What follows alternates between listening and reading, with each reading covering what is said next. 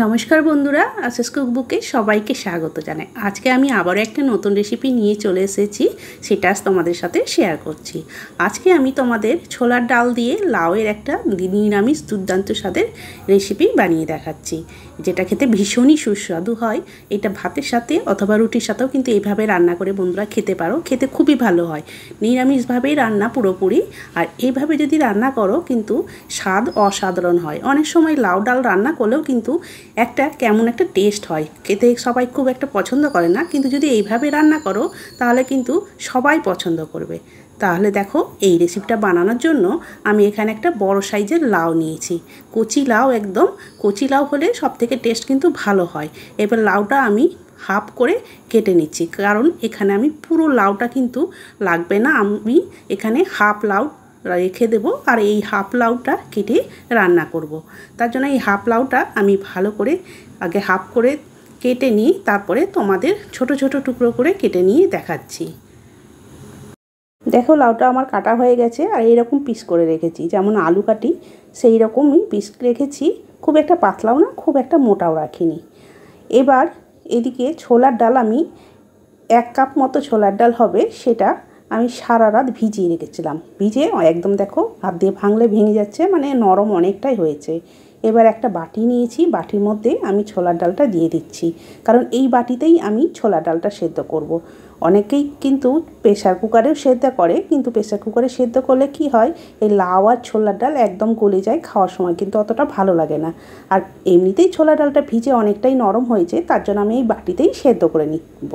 তার জন্য দেখো, হাফ চামচ হলুদ গুঁড়ো দিলাম আর কিছুটা জল দিয়ে ভালো করে চামচ দিয়ে নেড়ে দিলাম। এবার এটা আমি গ্যাসের ওপরে বসিয়ে দিচ্ছি, দিয়ে এটাকে আমি 8 থেকে 10 মিনিট মতো সময় নিয়ে ভালো করে জাল করে নেব। আর ঢাকা দিয়ে একটু ফাঁকা রাখছি, কেন ডাল দিয়েছি, পুরো ঢেকে দিলে অনেক সময় ওপরে ফুলে উঠে পড়ে এবং গ্যাসটাও নোংরা হবে, তার জন্য একটু ফাঁকা রাখলাম। আর ততক্ষণে সেদ্ধ হোক, একটা মশলা রেডি করে নিচ্ছি। তার জন্য একটা বাটি নিয়েছি ছোটো সাইজের, 1 চামচ দিলাম জিরে গুঁড়ো, 1 চামচ হলুদ গুঁড়ো আর হাফ চামচ দিলাম কাশ্মীরি লঙ্কার গুঁড়ো, আর 1 চামচ দিয়ে দিলাম আদা বাটা। এবার অল্প একটু জল দিয়ে এই মশলাটা ভালো করে গুলে নিয়ে রেডি করে রাখছি। মশলাটা রেডি করা হয়ে গেল। এদিকে 10 মিনিট পর আমি দেখে নিচ্ছি, দেখো ঢাকা খুলে 10 মিনিট হয়ে গেছে। আমি এটাকে 10 মিনিট পুরো জাল করে নিয়েছি। আর এইবার দেখো, আমি ডালটা তোমাদের দেখাচ্ছি, ডালটা কেমন সেদ্ধ হয়েছে। দেখো খুব সুন্দর কিন্তু সেদ্ধ হয়েছে, আবার গোটা গোটা একটাই হয়ে আছে। এইভাবে কিন্তু যদি বাটিতেই সেদ্ধ করো তাহলে কিন্তু এইরকম সেদ্ধটা খুব সুন্দর হবে। আর প্রেসার কুকারে সেদ্ধ করলে একদম মানে গলে যায়, খেতে অতটা ভালো লাগে না। তার জন্য বাটিতেই সেদ্ধ করলে টেস্ট কিন্তু খুবই ভালো হবে। এইবার আমি ওটা নামিয়ে রেখে একটা কড়াই বসিয়ে দিলাম। আর এদিকে আমি একটা দেখো প্লেটের মধ্যে 2 চামচ ধনে গুঁড়ো, 1 চামচ জিরে গুঁড়ো, 2টো শুকনো লঙ্কা আর কয়েকটা গোলমরিচের গুঁড়ো নিয়েছি। এটা একটা ভাজা মশলা রেডি করে নিচ্ছি। আর এখানে বন্ধুরা আমি এই মশলাটা একটু বেশি করেই বানাচ্ছি, বানিয়ে রেখে দেব, পুরোটা এতে লাগবে না, আমি বেশি করেই বানিয়ে রেখে দিচ্ছি। মানে মাঝে মাঝে তো নানা রকম সবজিতেও লাগে, তার জন্য আমি এটা বেশি করে বানিয়ে নিলাম। অল্প একটু দেখো ভেজে নিয়েছি, সুন্দর একটা গন্ধ বেরিয়েছে। এইবার একটা প্লেটের মধ্যে ঢেলে নিলাম, দিয়ে কড়াইটা আবার বসিয়ে দিলাম। এবার ওর মধ্যে আমি অল্প একটু সর্ষের তেল দিচ্ছি। এই রান্নাতে বন্ধুরা খুব একটা বেশি তেল লাগবে না, দেখতে পাচ্ছ আমি একদম অল্প সর্ষের তেল দিয়েছি। এবার তেলটা গরম হয়ে গেছে, তখন এর মধ্যে একটা শুকনো লঙ্কা, একটা তেজপাতা হাফ করে কেটে দিয়েছি, আর হাফ চামচ মতো কালো জিরে ফোড়ন দিলাম। দিয়ে ফোড়নটা আগে একটু নাড়াচাড়া করে নিলাম। এবার যেই মশলাটা রেডি করে রাখলাম সেই মশলাটা দিয়ে দিলাম, দিয়ে প্রথমে একটু নাড়াচাড়া করে নিচ্ছি। এবার কিন্তু আমি গ্যাসের হিটটা একদম লোয়ে করে দিলাম। আর মশলা বাটিতে অনেকটা মশলা লেগেছিল, তার জন্য একটু ধুয়ে আবারও জল দিয়ে দিলাম। দিয়ে এবার নাড়াচাড়া করে কিছুক্ষণ সময় নিয়ে মশলাটাকে ভালো করে কষিয়ে নিচ্ছি। এইভাবে যদি মশলাটা কষানো হয় তাহলে দেখবে মশলা কিন্তু খুব সুন্দর টেস্ট হয়।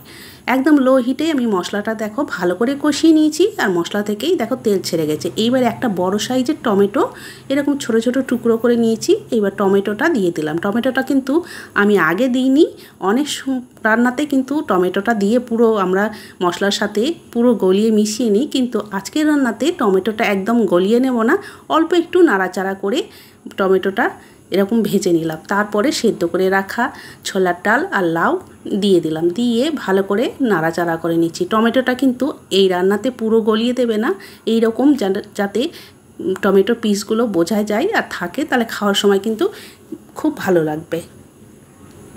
আবার একটু জল দিয়ে দিলাম, দিয়ে এবার ওর মধ্যে আমি দিয়ে দিচ্ছি স্বাদ মতো লবণ, আর ঝালের জন্য দিয়ে দিচ্ছি 3টে কাঁচা লঙ্কা। এখানে ঝালটা তোমরা তোমাদের হিসেব মতো কম বেশি করে দেবে।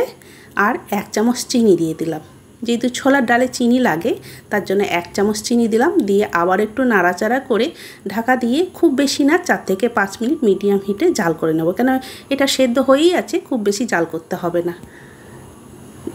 ততক্ষণে ভাজা মশলাটা দেখো ঠান্ডা হয়ে এসেছে। এবার এই ভাজা মশলাটা আমি গুঁড়ো করে নেব। একটা মিক্সিং জার নিয়ে নিয়েছি, মিক্সিং জারের মধ্যে সমস্ত মশলাটা দিয়ে ভালো করে এটা গুঁড়ো করে নিয়ে চলে আসছি। দেখো ভালো করে আমি একদম গুঁড়ো করে নিয়েছি। আর দেখো অনেকটা কিন্তু হয়েছে, আমি এর থেকে অল্প দেব, বাকিটা রেখে দেব। এদিকে 5 মিনিট পর আমি ঢাকাটা খুলে নিলাম। দেখো কিন্তু খুব সুন্দর কিন্তু রান্না হয়েছে, কালারটাও কিন্তু খুব সুন্দর হয়েছে। এবার ভাজা মশলাটা থেকে আমি 1 চামচ দিয়ে দিচ্ছি। দেখো 1 চামচ নিয়েছি, 1 চামচ দিয়ে দিলাম, দিয়ে আবারও একটু ভালো করে নাড়াচাড়া করে নিচ্ছি। আর এইরকম একটু ঝোল ঝোল রাখছি, কেন এটা ভাতের সাথে অথবা রুটির সাথে যার সাথেই খাও এরকম একটু ঝোল থাকলে খেতে কিন্তু ভালো লাগবে। আর এই ছোলার ডালটা এইরকমই একটা একটা থাকবে, সেদ্ধ হয়েছে কিন্তু একটা একটা থাকবে এরকম, তাহলে খাওয়ার সময় কিন্তু খুবই ভালো লাগে। পুরো গলে গেলে কিন্তু ভালো লাগবে না। এইরকমভাবেই তোমরা রান্না করবে, দেখবে সবাই খেয়ে নেবে। এবার গ্যাসের হিটটা অফ করে ঢাকা দিয়ে কিছুক্ষণের জন্য রেখে দিচ্ছি, 2 থেকে 3 মিনিট, তারপরে তোমাদের সার্ভ করে দেখাচ্ছি।